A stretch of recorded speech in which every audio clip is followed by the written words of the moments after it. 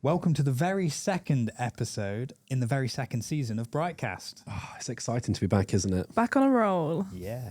And in this episode, we're going to be talking influencer marketing, whilst I enjoy a lovely can of Guinness. Hashtag ad.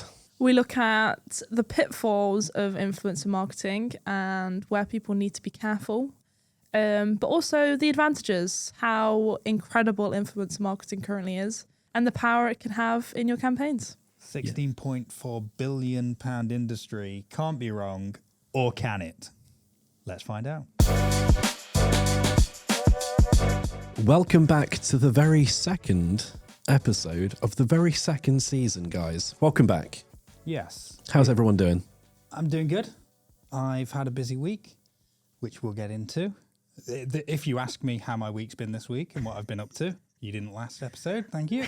No worries. Jess? I'm excited that we're back on with the pod. Yeah. Back in second episode now. We're on a roll. Yeah. Trying to get in as many as possible before Drew goes on paternity. Very excited. Jeez, tell everybody about my business there. We are accepting Just Eat vouchers when the baby arrives, guys. So you can send those to drewsfoodfund@bright.co.uk. What about you, Drew? I have been quite busy because I was off last week because I had COVID for the first time in like 3 years. Yeah. As in the first time I've ever had it. My first time. I lost my C plates. And I was a bit ill. I still sound a little bit ill now, but I'm completely negative. Positive in mindset, negative in COVID test. But I think it's a good segue because I had a type of influenza. And today we're talking about influencer marketing. And we'll put the outtakes of that joke also online when we came up with it. Okay. So before we get into it, everyone's feeling all right. But what have you been working on, Jess? What's been on your mind this week? We onboarded a client at the start of Jan. So over the past couple of days, I've been kind of re-going over the ads that we set up to optimize them a bit further. Yeah. Reporting for all of our clients, and setting up for the continuation of campaigns to sort of hit into the second month, making any optimization tweaks that are needed, preparing content for the next month. Yeah, brilliant. Yeah, and I think a lot of people underestimate how much of a change you make, especially to pay-per-click after that first month. Yeah. 2 to 4 weeks, really, because that's when you've got, especially for a new company that's not ran it before, you've got all that new data. So then you can start properly working out where to put your spend. Yeah, it's hard, especially for clients that are necessarily like overlooking the ads while they're going on. Yeah. The first 2 weeks, it can be a little bit daunting for them because like we're spending this money, like where's it all going? Yeah. But Google need that time to sort of learn your audience and allow us to optimize it. So after that 2 to 3 weeks sort of period, they're proper nailed down. They're performing exactly how we want them to be doing. Yeah. And it's about doing it in a controlled way. So you can see those experiments, what's definitely working, what's not. Drew, what have you been on? Well, since I've bounced back from COVID, we've been finishing up loads of production projects really for some pretty cracking clients. Yeah.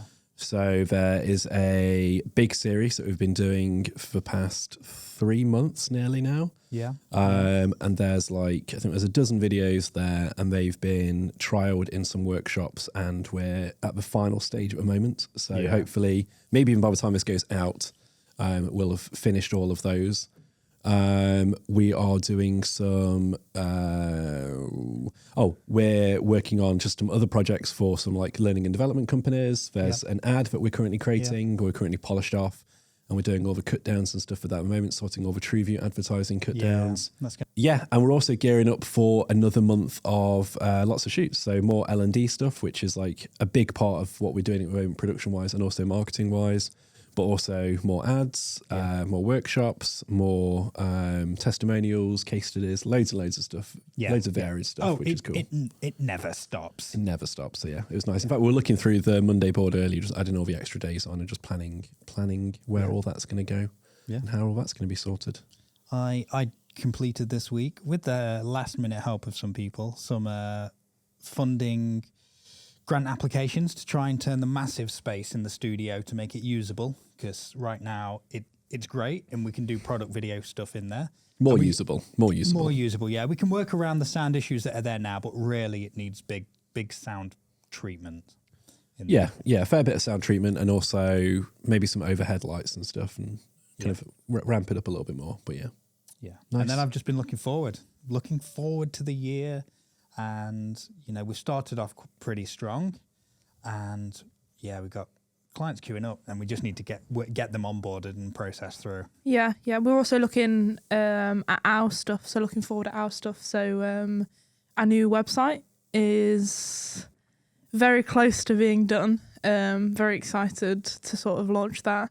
So sort of looking at the content for that, what assets we need to create the videos and things for that, and how we can sort of take our marketing to the next level as well. And season 2, BriightCast. Yeah, exciting. So main topic today, Jess. So today I wanted to talk about influencer marketing, sort of the benefits and sort of where people need to be careful putting their money into influencer marketing. So as you guys know, and as most listeners probably know now, influencer marketing has boomed massively over the past, probably say 5 years. As sort of social media becomes more prominent in day-to-day lives, people spend a lot of time on platforms. As sort of the YouTube creator industry has boomed even more than it did. And it's the process of basically paying an influencer to post a piece of content around your product or service. And for people that don't know, influencers are people basically with big followings. So it could be a YouTuber, it could be a TikToker, it could be an Instagram creator, just someone that has a large community and a large following and can influence those people, basically. I think the big change has been at the sort of mini and micro and the explosion, as you said, of the YouTube creator community, and now TikTok and beyond. Because people have always done it, really. There's always been the adverts with celebs, whipping their hair, saying because they're worth it. Using Head and Shoulders, things like that. Yeah, definitely. And it's just bringing it to the, I guess, smaller. And definitely at the start, it was a more authentic portrayal, wasn't it? Because it wasn't even paid for at the start, really. I think it's been made more accessible as well. Yeah. Because like you say, the adverts you were talking about a minute ago, they were on a large scale. Like those ads would have probably cost millions of pounds to create. And it's still a super like celebrity. And it's a celebrity. You're still looking at, So you're paying them to create the ad. Whereas now the micro influencers that you're saying, they're just TikTokers with maybe 100,000 followers, but they can still have a real impact on your business and your products. We did some influencer work. It was yourself specifically, Drew. You were doing some consultancy on a creator content for electric cars, and they had a pretty decent following, not in the millions, so definitely on sort of the micro influencer side, but they were well known in the industry, and their opinions and reviews were trusted, weren't they? So that's where the value, I guess, comes from seeking out influencer marketing. Well, it's meant to feel more natural, isn't it? That's the point of influencer marketing. Talking about like ads and stuff like L'Oreal ads or other ads and whatnot. They are ads. We know they're ads. We explicitly understand that they're ads. They're played during advert breaks and stuff like that. But influence marketing is just a bit more. It just seeps into the everyday life more, doesn't it? Yeah. You sat on the toilet scrolling through YouTube Shorts, and you see a little ad. Yeah. Whereas it's not necessarily the same as like I say, I don't know what TV's on now on terrestrial TV and stuff, but Love Island.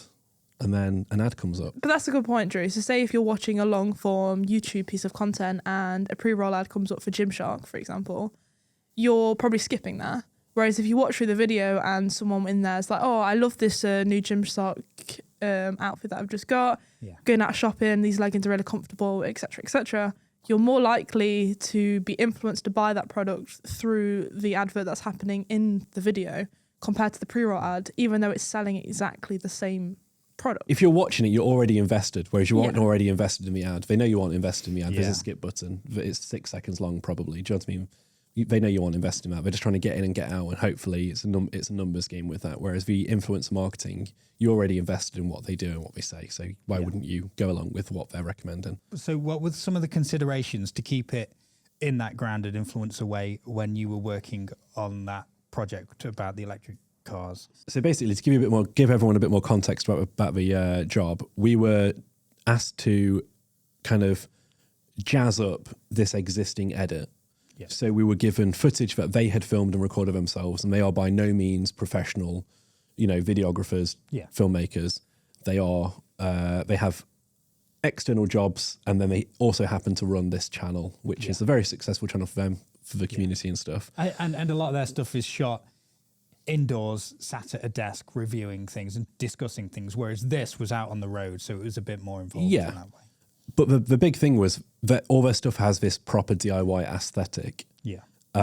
So we had to try and maintain that. The brief was to maintain that, because we could have just easily said, oh, if you want this to be better and this to be better and this to be better, we could just go and film it. But in doing that, you're taking away that aesthetic that their followers are used to. Yeah. And also you're taking away that kind of like authenticity to a degree. That's not to say that you can't have like professionally shot influencer marketing. If you look at something like MKBHD, his stuff shot amazingly. If he starts recommending stuff, you're not going to go, I don't fully buy into the recommendations because he hasn't got the authenticity of it being super shaky and with terrible audio. You're not going to say that. No. But you're going to, it's just whatever the followers are used to with that channel, that's what you're trying to recreate. Yeah. So anyway, going back to this EV channel then, we had to try and like maintain that authenticity. So part of the challenge was jazzing it up, but not doing our best on it in a way, or like using our like expert knowledge to jazz it up as if we were jazzing it up, as if we were DIYers still, as if we were like home, bedroom editors. Not to push it beyond a point. I guess, it's not adding stabilization to the shaky footage. Or it is, but it's doing it in like subtle ways. Just me, like it's just subtle things. So a big part of it was basically just tightening it up, because in tightening it, you can tighten it, and you can. It still maintains that overall feel, and we actually made it feel a bit more YouTubey than it was originally, because we did loads more like jump cuts, quick cuts, loads of things like that, which you'll often see in lots of vlogs. Or it's become a proper YouTube aesthetic. And also one of the main rules, which is focus on the content. So it was always to keep that flowing and feel like it was an engaging piece to watch. Yeah, that's why just tightening it. So just in tightening it, you're just tightening the content. Yeah. So like it's a husband and wife, and they have like a proper chemistry, obviously, on screen. Yeah. So it was maintaining the banter between them. The wife is very much like not massively into electric vehicles, whereas the husband is. It's his channel. Yeah. So it's her asking questions and him answering them in a bit more of an informative way. So it's maintaining that like chemistry and that kind of banter on screen as well. Yeah.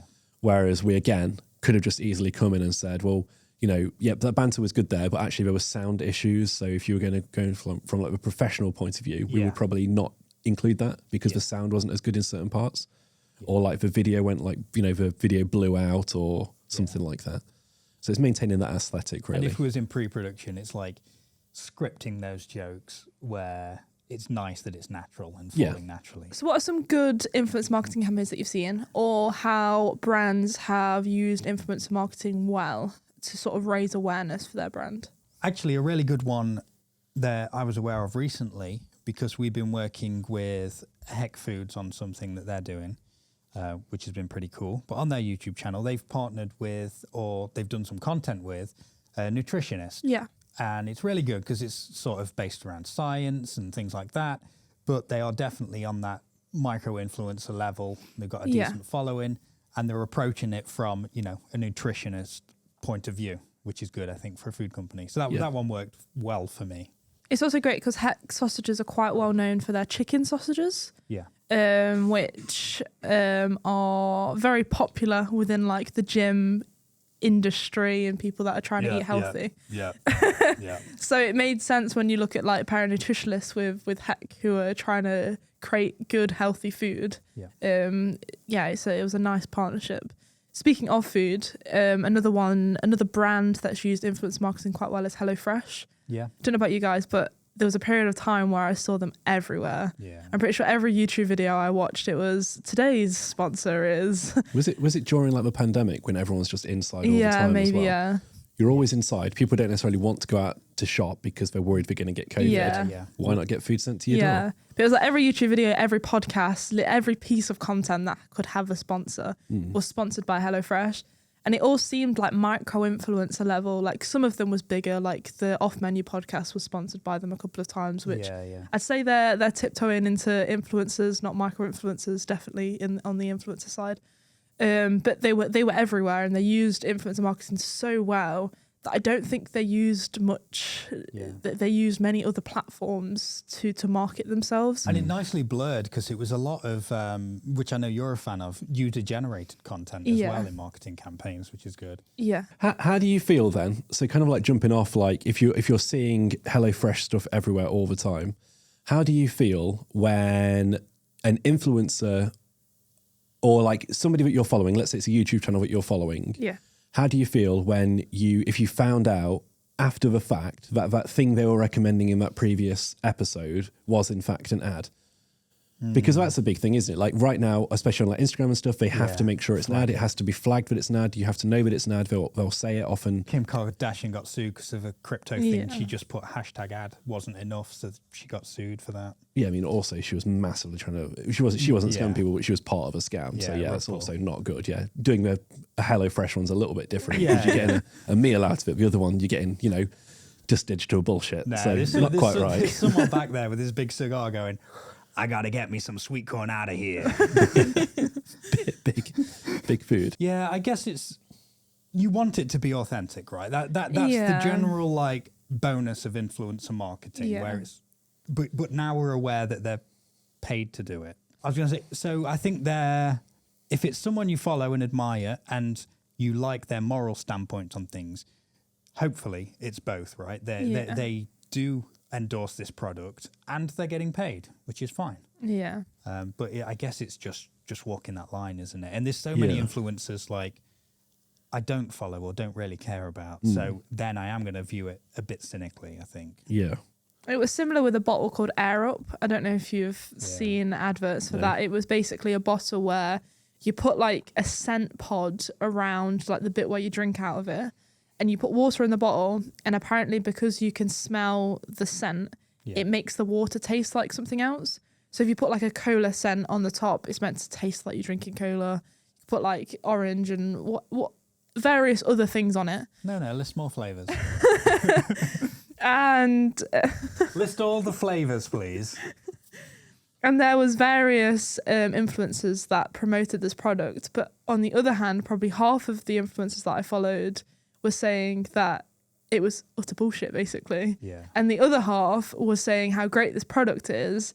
And it's hard to then be like, well, these are getting paid to say how great it is. These people have bought the product and are like de-influencing it, which is a trend at the moment. Yeah. De-influencing things.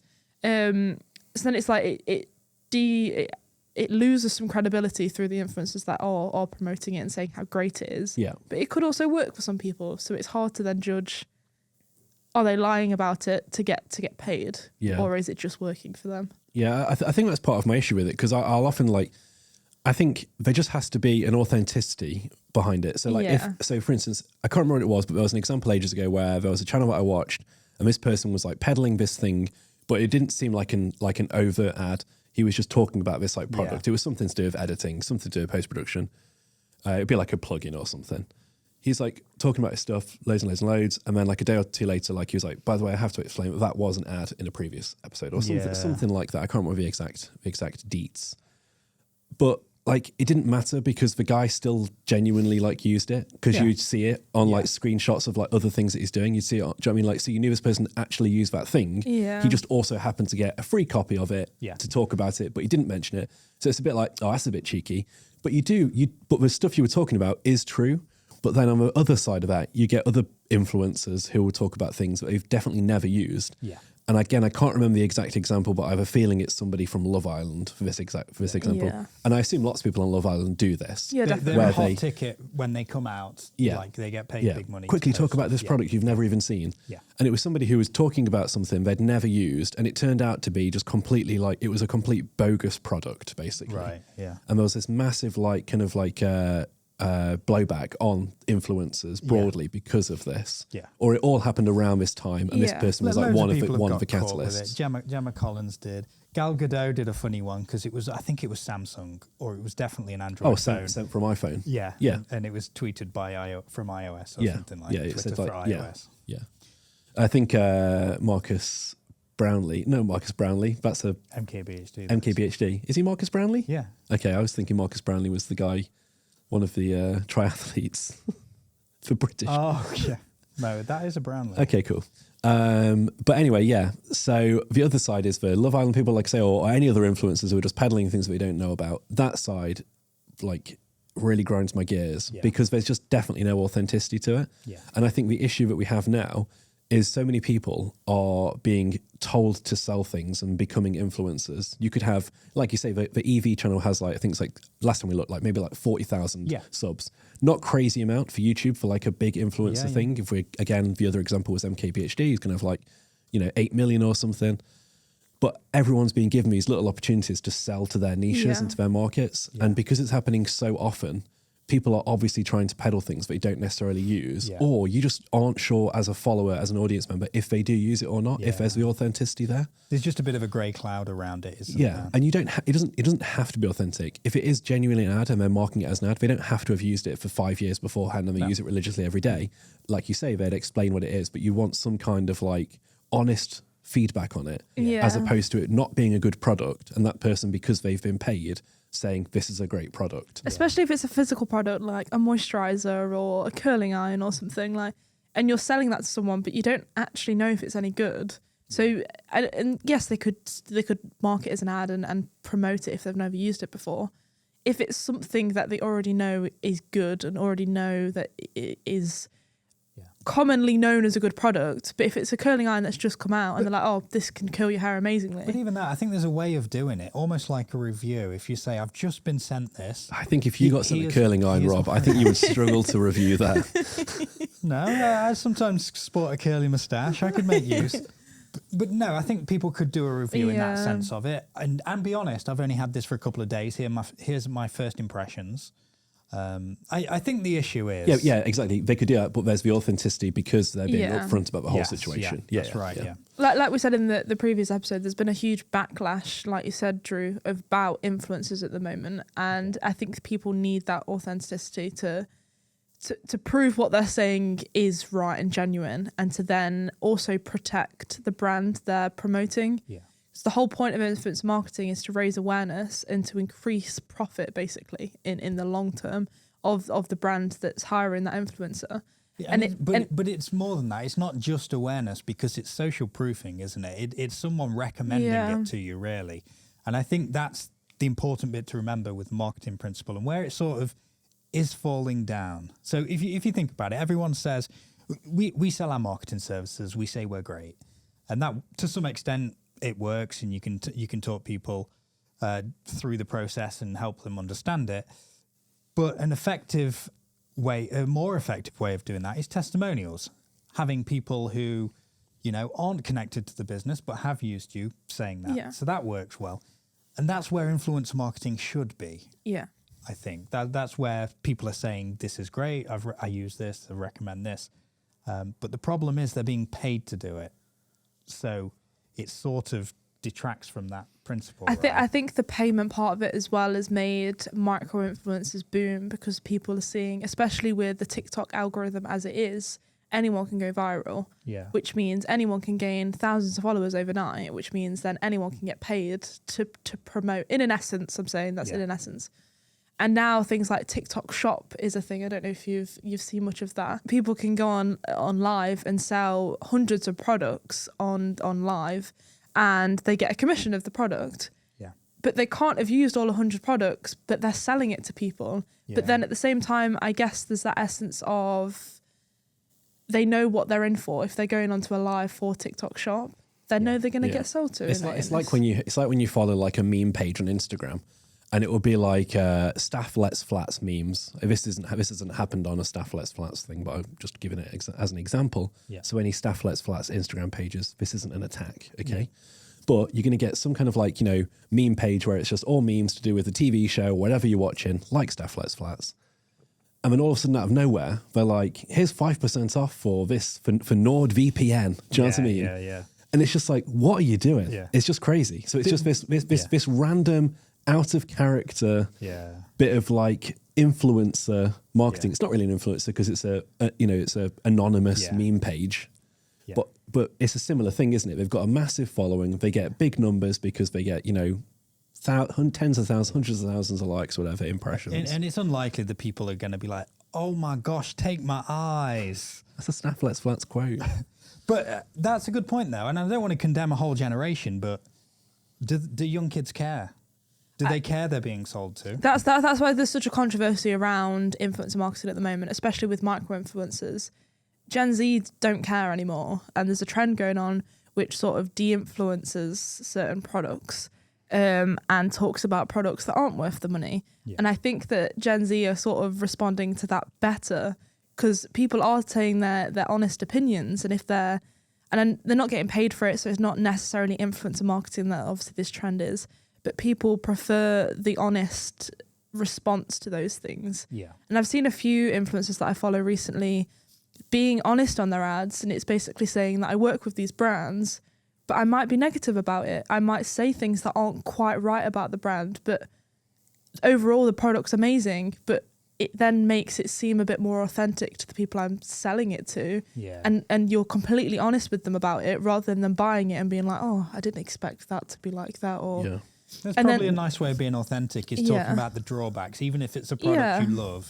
Yeah. Or a service you love, you can talk about the drawbacks still. Because then I guess when it comes to you promoting something else, people know that they can trust what you're saying rather than say, oh, it's a perfect product, you buying it and it's not what it seems. So where do you think businesses can, and not huge businesses, but, the SME world, where could they start capitalizing on influencer marketing and what should they try and avoid, I guess? So influencer marketing does have a high cost for entry, I'd say. And it usually it can start anywhere from a couple of £100 to tens of hundreds of thousands of pounds. But for most sort of micro influencers, it's probably around like the £2,000 to £10,000 sort of mark per post. Yeah. So it's sort of working out what you're actually going to gain from that post. So stuff like HelloFresh, can you offer a discount code? Can you then use sort of UTM URLs to sort of track that campaign properly? Where are you going to get the ROI? Share as well, isn't it? Yeah, where are you going to get the ROI from this post? Using influencer marketing for awareness is great. And it is that sort of testimonial sort of where you say the brand loyalty and the social proofing. But it only really works for companies that can afford to sort of put it out there. Yeah. I'd say it needs to be more around the social proofing, like you say, rather than awareness. So it needs to have a real impact into your campaign.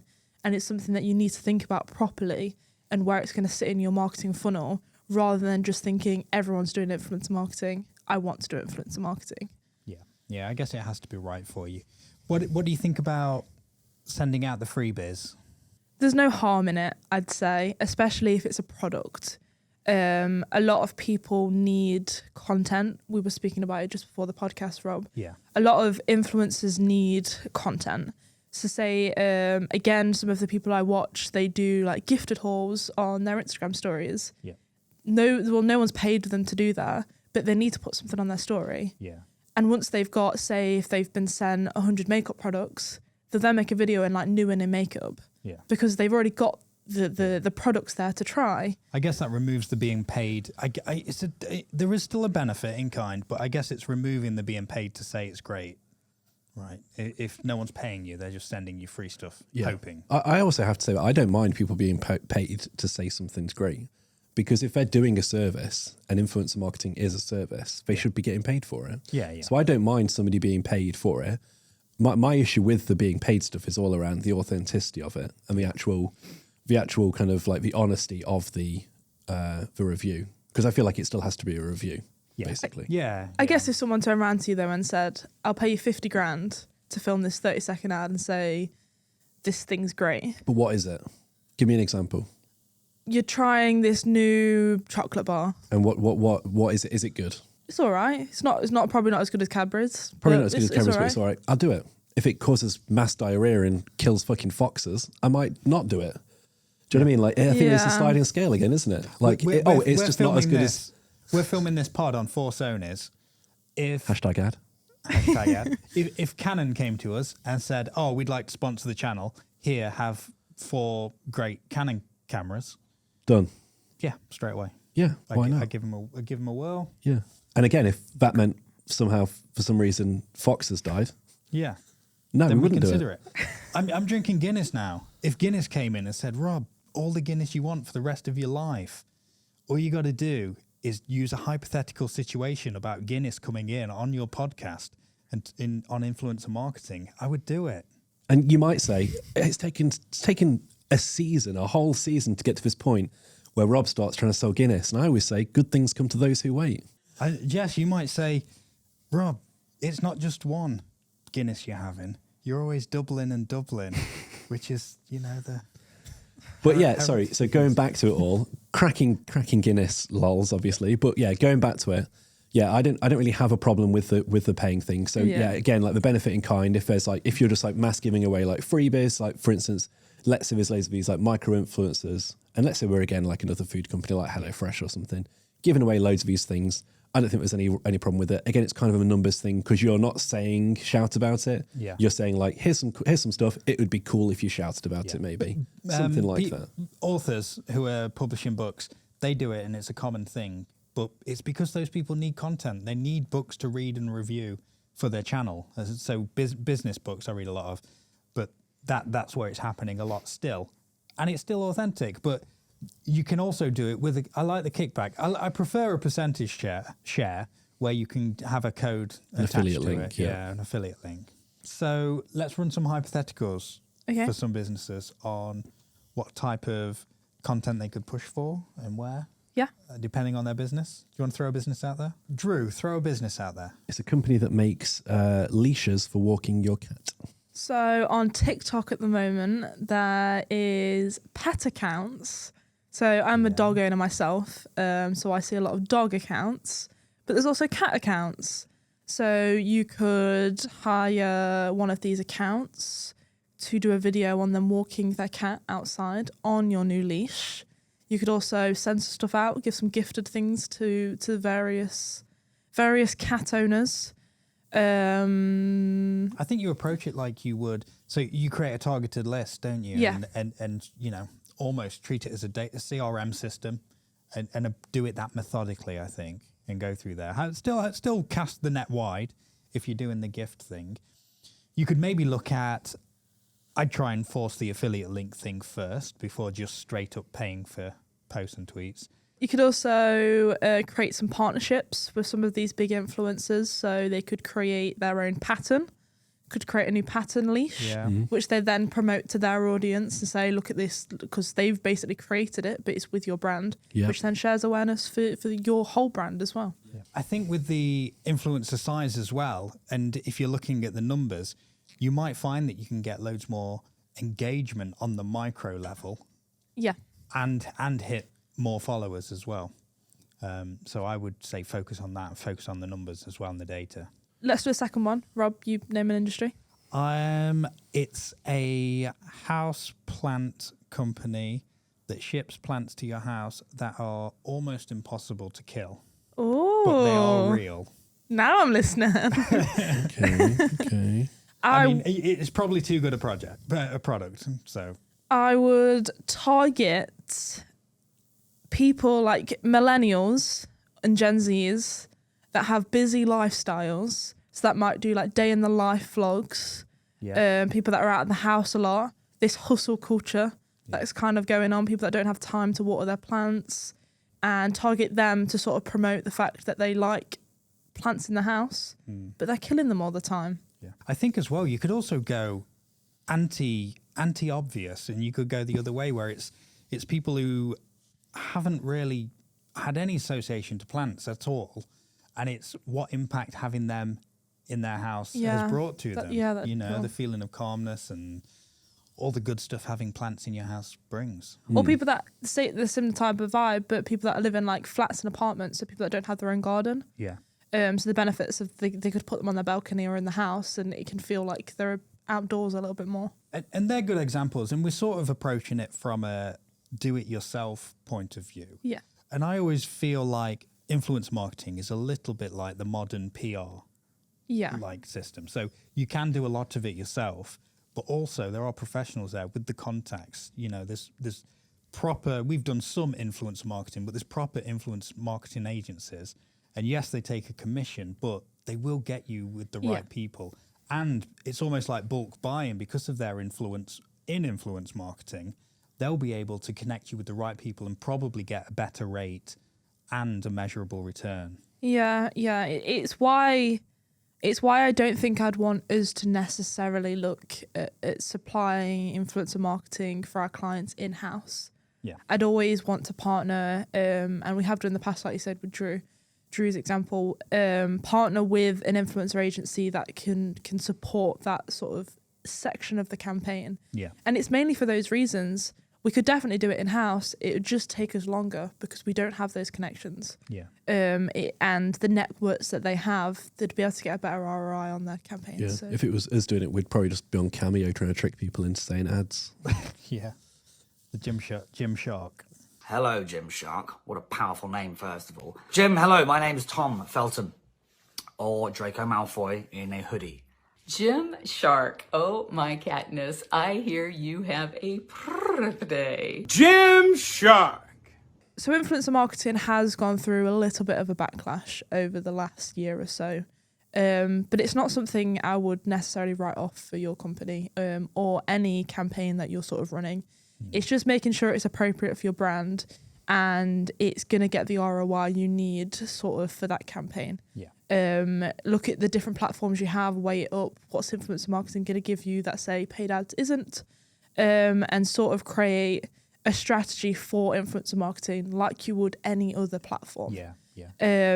But I think we've gone through some good insights today to help people on their influencer marketing journey. Yeah, I would say be open to it. And, you know, in the interest of being ambitious marketers, I think companies should seek it out and explore it, but understand the pitfalls and understand what questions to ask the right people to sort of safeguard yourself and your brand against it. Yeah, exactly. Like you say, there's been a bit of there have been many backlashes to influence marketing over the years, but that's fine. Like you just said, Rob, if you're going to delve into influencer marketing, recognize those pitfalls, the backlashes, and just do the opposite of them. Yeah. So it's being authentic. It's not lying to audiences. It's, you know, having a real reason to say these things and trying to make it seem as honest as a non-ad episode of something or a non-ad short or a non-ad Instagram reel or something. Yeah. Cool. Yeah, nice. Cool. Good app, guys. Good app. Now I'm off to watch a 6.5 hour stream of Dr. Disrespect while he subliminally sells me some Turtle Beach headphones. Oh, got to get on that G Fuel. That's what they're all on about, isn't it? Yeah. Nice. Cool. Influencer marketing. Howdy. Peace out, guys.